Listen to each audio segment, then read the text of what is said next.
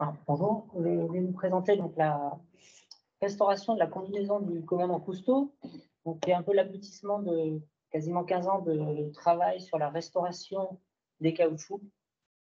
Euh, donc, je ne vous présente pas le commandant Cousteau, mais il est l'un des pionniers dans la plongée sous-marine et c'est un des premiers à descendre sous la barre des 20 mètres en termes de plongée. Et le problème qu'ils ont très rapidement en plongée, c'est qu'ils se confrontent à une chose, c'est l'eau froide, et donc ils créent des combinaisons. Donc on a une première image de cette combinaison qui est beige clair, qui pourrait être la combinaison du commandant Cousteau, qui est actuellement au musée de la Marine. Et ils fabriquent donc ces combinaisons pour se protéger avec leurs bonnets. Donc, ces bonnets qui sont en caoutchouc, donc en caoutchouc naturel. Là, c'est la combinaison, donc la vraie combinaison qui a été restaurée. C'était l'image la plus ancienne qui a été trouvée alors qu'elle est déjà exposée au musée de la Marine. Et on voit déjà quelques dégradations apparaître qu'on va voir plus tard. Même si c'est en noir et blanc, ça se reconnaît bien. Donc cette combinaison est en fait des plaques, des feuilles de caoutchouc naturel, identifiées par le CICRP comme un caoutchouc naturel, métallisé, non teinté, avec un collage donc, de plaques par des bandes, ces bandes noires qu'on voit, qui sont des bandes qui sont collées chimiquement. Donc on n'a pas retrouvé de traces adhésives, ça a dû être on va dire une soudure chimique qui a été faite et qui tient pour l'instant encore très bien. La combinaison, comme on l'a reçue il y a à peu près un peu plus de 2 ans, à l'atelier à Marseille, donc elle est dans cet état. Bon, cet état rapide, mais vous allez vite vous en rendre compte sur les photos, on a beaucoup de craquelures, des déformations, de la rigidification, des manques, une fragilité, je dis similaire à de la chips, parce que quand vous manipulez, que ça casse tous les doigts, ben, ça fait vraiment penser à une chip ou un Pringles. Et des problématiques d'efflorescence blanche qui ont été tout à l'heure abordées, qu'on va revoir, parce que justement, elles ont été assez problématiques. Donc voici quelques images avant restauration. Alors, je présente que la combinaison. Derrière, vous voyez la bouteille, mais là, on se concentre sur la partie caoutchouc. La combinaison et le bonnet. Donc, le col, l'encolure qui est quand même très dégradé, très rigide, avec, alors, pas tant de manque que ça, mais des déformations on va dire du torse, ça va. Sur le côté, on voit facilement donc, les décolorations, notamment au niveau de la ceinture de plomb qui a été exposée pendant longtemps au musée de la Marine, montée. Donc, on voit bien une décoloration très prononcée, surtout des bandes, et qui, par rapport à la première image qu'on voyait où un plongeur portait cette combinaison, on était sur des caoutchoucs blonds naturels. Des éraflures de partout, des craquelures, voilà, pour donner une petite idée de son état à l'arrivée. Et ces efflorescences blanches qu'on trouve par endroits et qui vont être un sujet un peu sur la fin. Le bonnet, pareil, alors lui, très très fragile. Là, on va dire plus de souplesse. Une vraie chips, comment dire, il y a vraiment très cassant et très fin. Il fait moins d'1 millimètre d'épaisseur de façon générale. Donc, petit diagnostic rapide, c'est vraiment une combinaison qui a subi, par rapport à ces dégradations, un vieillissement dû à la photooxydation, parce qu'il était quand même exposé pendant un temps avec une bonne lumière naturelle, mais aussi un mannequin donc, peu saillant au niveau esthétique et au niveau des formes, qui ne correspond pas du tout à une morphologie humaine, qui l'a amené avoir une forme pas du tout adaptée et qui a amené des contraintes assez fortes. Donc la question, c'est comment restaurer un tel objet avec une bonne équipe, dont certains membres juste là, et aussi une bonne méthodologie. Alors à ce niveau-là, j'ai eu le soutien de la bourse du Centre national des arts plastiques pour faire une recherche sur la restauration. Donc je vous présente là les résultats, enfin la démarche des résultats qui ont été aussi un peu modifiés parce que les recherches continuent tout le temps. Et donc 2 axes sur le comportement des caoutchoucs en vieillissement et le comportement des consolidants. Donc pour le vieillissement, 2 choses. Un premier vieillissement en enceinte au CICRP, donc sous une machine en vieillissement lumineux, UV, et un autre vieillissement plus naturel sur mon balcon, plein sud, 7e étage à Marseille, en plein été, assez efficace. Les caoutchoucs avaient une teinte, comment dire, bien prononcée et une fragilité bien présente. Donc, je m'en suis servi pour faire en fait des essais. J'ai découpé tous ces petits morceaux de caoutchouc en plein de petits bouts. J'ai mis à tremper dans des solvants. Donc, des solvants qui représentent en fait le spectre de solubilité. Ils ont été trempés pendant à peu près 24 heures. Et il y a eu une pesée avant et après pour voir un peu la masse de solvant qui a été pris par ces éléments en caoutchouc et donc définir un petit peu leur sensibilité au solvant. On voit en fonction des vieillissements du caoutchouc naturel et des vieillissements qu'on a quand même des phénomènes qui se passent. Et alors je prends une petite attention sur l'essence de térébenthine qui n'est pas considérée comme un solvant à proprement parler, qu'on ne va surtout pas utiliser en restauration, mais on voit qu'il y a quand même une certaine affinité qui va nous intéresser après. Alors, si on reporte ça sur le triangle de solubilité, avec, pour rappel vite, c'est l'eau. Alors, éthanol, même si je parlais d'isopropanol, c'est à peu près pareil. L'acétone et cyclohexane isooctane, qui représentent ce spectre. La térébenthine, c'est le petit T qui se trouve un petit peu en dehors, mais ce n'est pas très grave. Ce sont des solvants peu nocifs, c'est pour ça qu'ils sont utilisés. Tout ce qui était nocif, qui se trouve un peu en dehors de ce tableau, n'a pas été utilisé. Alors, très rapidement, quand on prend toutes les mesures et qu'on reporte ça un petit peu en termes soit de barycentre, on va avoir des résultats assez intéressants où un caoutchouc naturel, son barycentre de solubilité va se trouver ici. Avec un vieillissement T1, il va se trouver là. Avec un vieillissement T2, ici. Et le T3 ne se trouve pas là, mais il était un peu moins précis, donc je ne l'ai pas marqué précisément. Et donc, on a une polarisation, en quelque sorte, des composés caoutchouc en vieillissant, en termes de solubilité. Et ça nous intéresse beaucoup en tant que restaurateur pour savoir qu'est-ce qu'on peut utiliser dessus. Alors, vu sous un autre angle, vous avez ici à T0, donc un caoutchouc naturel neuf, un caoutchouc à T1, donc il vieillit un petit peu, et un caoutchouc à T2, on voit déjà que le gris se bouge beaucoup quand même sur la partie polaire, l'eau et l'éthanol. Deuxième test, la résistance mécanique des caoutchoucs. Donc, on a pris un petit banc d'essai, la déformation élastique, la déformation plastique. On va la mesurer. Alors, plus précisément, on a un petit problème, c'est que la surface qui nous intéresse, c'est vraiment la couche fine de caoutchouc dégradé, parce que c'est celle-ci qui est représentative de la dégradation, parce qu'on va la trouver en dessous. Même si on a travaillé ça en plaque fine, c'est quand même assez compliqué. Et on va voir en termes de courbes, T0, T1 et T2, donc les trois vieillissements, on voit que c'est, je ne vais pas dire proportionnel, mais une certaine forme de proportionnalité, mais il y a une fragilité fortement prononcée, et la zone sous les courbes est quand même très très réduite à partir du moment où on a T2, donc très grande fragilité. Pareil, on a étudié la souplesse, donc un peu différemment, et c'est là où on se rend compte par contre d'une chose, c'est parce que le caoutchouc devient fragile, il est, on va dire, moins souple. C'est un peu particulier comme notion, la dureté qui est l'inverse de la souplesse. C'est à voir peut-être dans une autre présentation. Mais disons que le caoutchouc garde une certaine souplesse si on ne le force pas trop vite.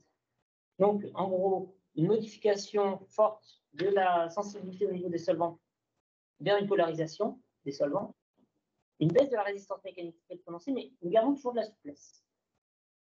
On a pris tous les matériaux un peu de consolidation qui nous intéressaient, on a fait une comparaison.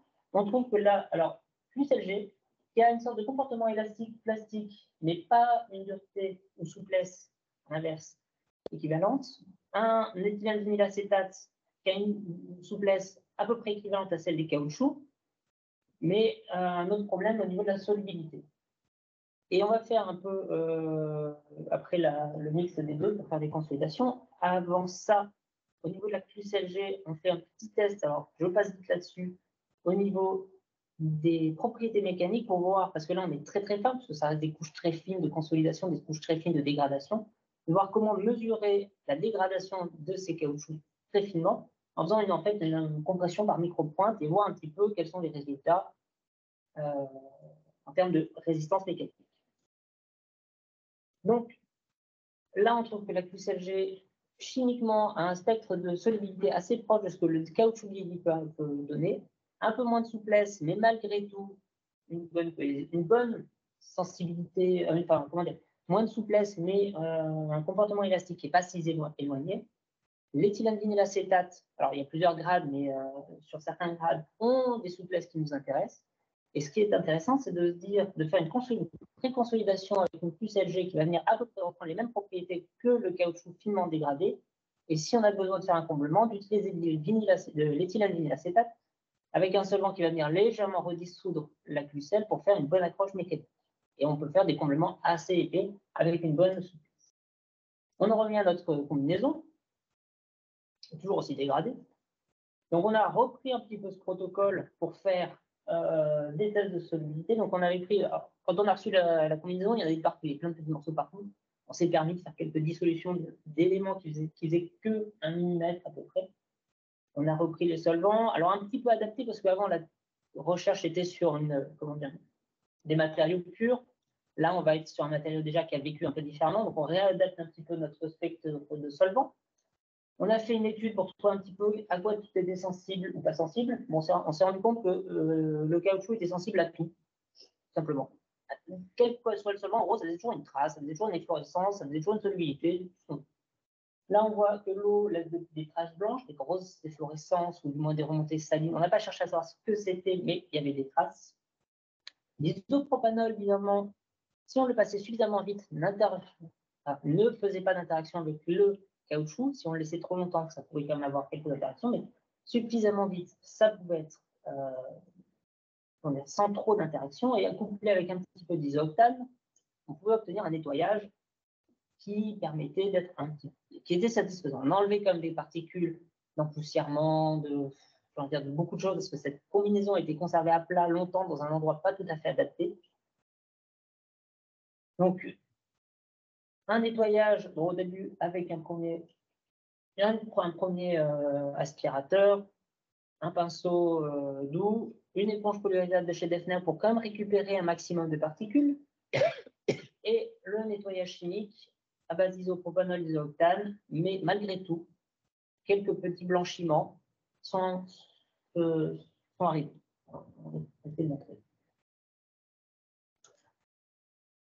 On a nettoyé la combinaison. L'étape suivante, c'était de la consolider. Alors là, vous voyez sous les selles, il y a beaucoup de petites. Alors, c'est un peu saturé sur les toutes petites fibres de papier japonais. On va venir consolider là avec un papier très fin à base de plus LG et non de l'isopropanol à 2%, donc quelque chose d'assez rapide pour pouvoir avoir malgré tout une accroche, une possibilité de l'enlever en plus ensuite. Donc, toutes les petites parties très fragiles ont été retirées comme ça. Et ensuite, alors là, on le voit ici, des zones un peu plus solides, puisqu'il a fallu vraiment plonger dans la combinaison pour retirer le mannequin. C'est Laura Couturier qui s'en est chargé et qui a vraiment coupé petit bout par petit bout le mannequin à l'intérieur pour pouvoir le dégager entièrement. Ce mannequin n'était pas adapté, il a été choisi vraiment avec le musée de le retirer. Pareil pour le casque, qui ne ressemble pas vraiment à un cousteau, hein, je pense que sera d'accord là-dessus. Donc on a fait vraiment une opération un petit peu forte, mais de retirer en grignotant pareil ce casque en plâtre épais, lourd, sur ce petit bonnet très fin, qu'on a décidé de ne pas protéger pour bien le voir. Donc avec une aspiration qui était en dessous pour aspirer vraiment tout de suite le maximum de poussière. Et ensuite, donc une fois que tout était dégagé, cette combinaison n'avait plus du tout de forme présentable. Alors, je vous présente juste un autre scaphandre entre-temps qui a été aussi long, du musée Le Marais. Parce qu'on avait mis un point à ce niveau-là par rapport à toutes les recherches, une micronébulisation en surface fermée, c'est-à-dire qu'on a saturé le volume du caoutchouc qu'on voulait restaurer dans un solvant, dans un mélange de solvants plutôt pour être précis, isopropanol, alcool benzénique, pour redonner en fait une souplesse au matériau. Donc voilà l'avant-après, avant à gauche, après à droite. Il n'y a pas eu de rajout de matière, c'est-à-dire que cette zone-là, qui devient celle-ci, on a juste rapproché les éléments, sachant que c'était parfaitement rigide. C'était dur, c'était cassant si on voulait le faire d'un coup. Rappelons quand même que le caoutchouc a une certaine souplesse. Donc en ramenant ça doucement avec un mélange de solvant qui vient un petit peu plastifier l'ensemble, on a la capacité de retrouver de la forme. Cette souplesse n'est que temporaire, même si l'alcool benzylique est assez lourd et peut lui rester très longtemps dans le matériau. Et maintenant, ça permet quand même une bonne souplesse de ramener les éléments et avec les consolidations d'avoir quelque chose qui se tient. Alors, on n'a pas pu le faire pour la combinaison parce que c'était trop grand. C'était trop dangereux. Gros volume, des solvants un petit peu comme nocifs pour la santé. On n'a pas pris ce risque, donc on a préféré faire quelque chose d'autre.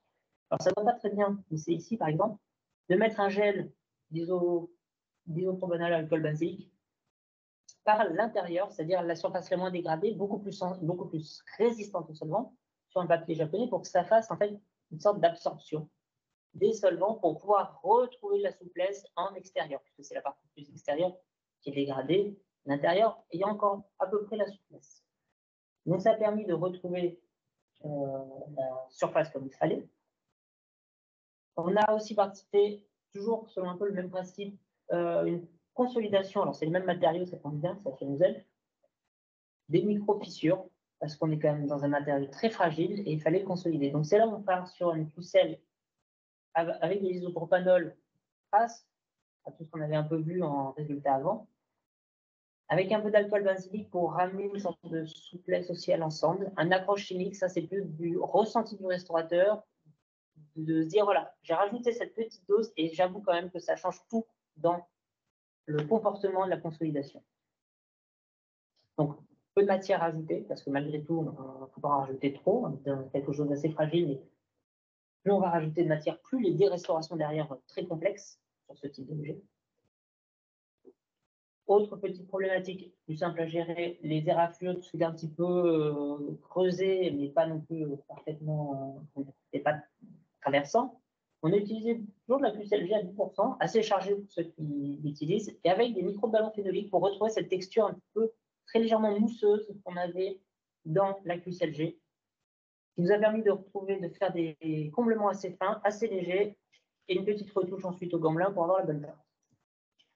Pour les gros comblements, alors, bizarrement, sur le coup, vous pouvez regarder, en fait, il n'y en avait pas. Il n'y avait que cette partie-là, et encore qui était très fortement accentuée par l'ouverture de la déformation du mannequin. En gros, je ne vais pas dire que c'était jointif, mais pas loin. Simplement, le mannequin avait amené beaucoup de déformations, donc assez complexe à gérer. On a préféré légèrement réouvrir pour mettre moins de contraintes dans l'ensemble. Alors, on a refait un film en peau qu'on est venu en fait caler, c'est-à-dire par une peau en plextol teintée, qu'on est venu un peu caler avec juste un film pour bien le tendre pour qu'il soit bien ajusté, qu'on a collé et qu'on a retouché. La saturation de surface, là, on a eu un vrai problème. Alors, pour ceux qui travaillent en peinture, j'ai mon collègue qui est en peinture dans mon atelier, on a essayé toutes les résines qu'on a utilisées en peinture pour saturer les chancis, les Régal-Rez, les Laropal. Rien ne marchait. Donc, pour ces blanchiments qui sont quand même très dommageables, on les a repris en fait comme l'essence de térébenthine avait un certain effet. Alors, l'essence de térébenthine est un terpène qui est à base d'isoprène. Je me suis dit, est-ce que si on part sur des résines qui ont un peu une base chimique similaire, on ne pourrait pas avoir quelque chose d'intéressant? Et je me suis dit, on va tenter deux choses, la gomme lac et la gomme mélimie. Alors, la gomme mélimie, ça marche très bien, sauf que ça n'a pas assez de stabilité dans le temps, parce que c'est une gomme souple, c'était parfait, mais instable. La gomme lac, par contre, a été tout de suite très efficace et a fait vraiment une saturation quasiment totale de la surface, très diluée dans le disopropanol et un peu de méthylacétate. Et donc, on a pris la décision de saturer l'ensemble des blanchiments, c'est-à-dire tout, quasiment de la combinaison, avec un mélange de gomme lac Astra non blanchi, donc on espère le plus stable possible, sur la combinaison. Passage à l'aérographe, quantité infime était posée malgré tout, parce qu'en plus, il y a l'aérographe, donc il y a peut-être une partie qui est bien partie dans l'atmosphère. La question, hop là, la question, c'est la gomme lac est un produit qui n'est pas le plus stable en restauration. Je vous posais quand même la question, est-ce que la gomme lac est plus stable que le caoutchouc? Je pense que oui. Donc, on aura quand même une dégradation de la combinaison totale avant celle de la gomme lac. Et enfin, un dernier problème qui était le mannequinage. Même si on a réussi à retrouver une sorte de souplesse certaine, on a un problème, c'est comment mannequiner cet objet sans qu'on puisse l'ouvrir, sans qu'on puisse avoir vraiment on puisse rentrer dedans. Et il faut tenir la forme. Si on ne tient pas la forme, elle va couler, elle va se déformer. Donc on a fait, avec les restauratrices textiles, un mannequinage qui est donc en soie, parce que c'est un matériau qui n'accroche pas, qui n'est pas électrostatique, qui a été placé à l'intérieur de la combinaison avec une structure métallique. Donc, on a rentré la combinaison dedans, la structure métallique était acérée avec, et on a rempli de billes de polystyrène. Ce qui fait qu'à la fois, on avait alors en soi, ce qui permet de glisser. Il n'y a pas de problème d'électrostaticité. Ça a glissé, c'est rentré, et il n'y a pas eu de. Enfin, et ça a pris la forme que l'on voulait, c'est-à-dire celle de la combinaison intérieure de la combinaison en soie. C'est ces deux restauratrices de textiles qu'on travaille là-dessus. Et donc, après restauration, alors voici un petit peu les détails. Les traces de colle ont été gardées volontairement. Ce sont les traces de colle d'origine, du collage, la base des bandes. Le bonnet, donc, a été sorti, et la combinaison sur pied, donc dans son mannequin, et actuellement qui sera exposée au musée de la Marine dans une vitrine vraiment dédiée au scaphandre. Je crois qu'il ouvre très prochainement. Voilà. Merci.